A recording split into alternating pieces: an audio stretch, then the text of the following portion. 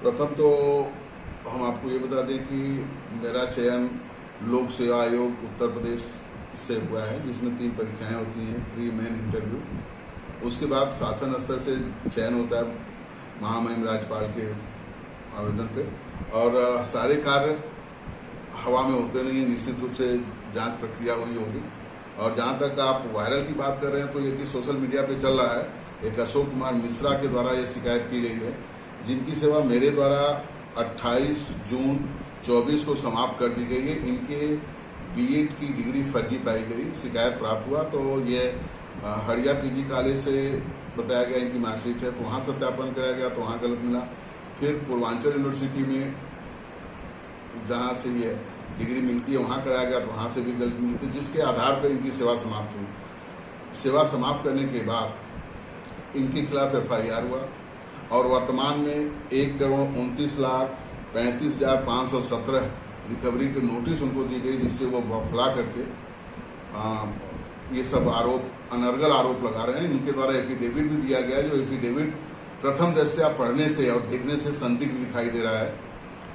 दूसरी बात, इनको मेरी मार्कशीट मिली कहाँ से, जबकि अपने आवेदन में उन्होंने बार बार कहा है कि कहीं से भी जनसूचना के आधार पर मुझे नहीं मिली। जब जनसूचना के आधार पर नहीं मिली तो फिर मिली कहाँ से, प्रश्न एक ये उठता है। और इनके खिलाफ मेरे द्वारा मानहानि का मुकदमा किया जा रहा है, और नोटिस इनके पास, चूंकि कानूनी परामर्श लेने के बाद ही कार्य करेंगे, तो कानूनी परामर्श लिया जा रहा है, उसके बाद कार्रवाई करेंगे।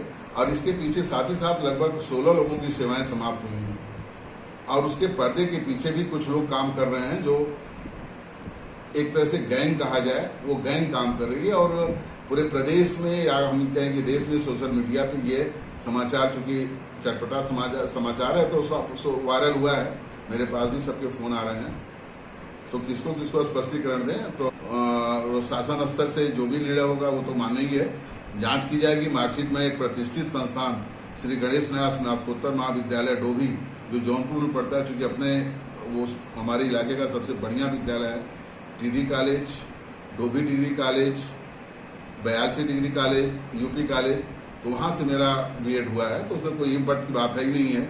जांच की, बिना जांच के मैं यहाँ नौकरी भी नहीं कर रहा हूँ, चूंकि सत्यापन कराया जाता है। एक आदमी से नौकरी में भी सत्यापन कराया, तो हम तो क्लास 2 के अधिकारी हैं, तो बिना सत्यापन के यहाँ नौकरी नहीं कर रहे हैं। लेकिन ये उन लोगों का फिजूल है और सामाजिक प्रतिष्ठा गिराने का। इसके पहले भी योगेश मिश्रा करके एक लोग थे, जो इसके पीछे भी कार्य कर रहे हैं।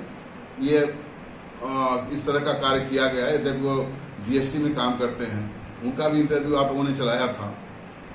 तो एक टीम है जो कार्य कर रही है। तो शिकायत होता है तो पहले एक प्रक्रिया होती है, आपकी शिकायत मिली, उसको हम पहले एक सामान्य रूप से उनकी मार्कशीट है या जो भी शिकायत है उसकी जांच कराते हैं। जांच कराने के बाद जब परिणाम आता है कि सही है या गलत है, जांच में कभी कभी गलत भी हो जाता है, शिकायतें गलत भी होती हैं, ये मानहानि के मुकदमा इनके ऊपर करेंगे, इनके ऊपर करेंगे, प्लस पीछे भी जिन लोगों ने कार्य किया है उनके ऊपर मानहानि का मुकदमा हो बनता है।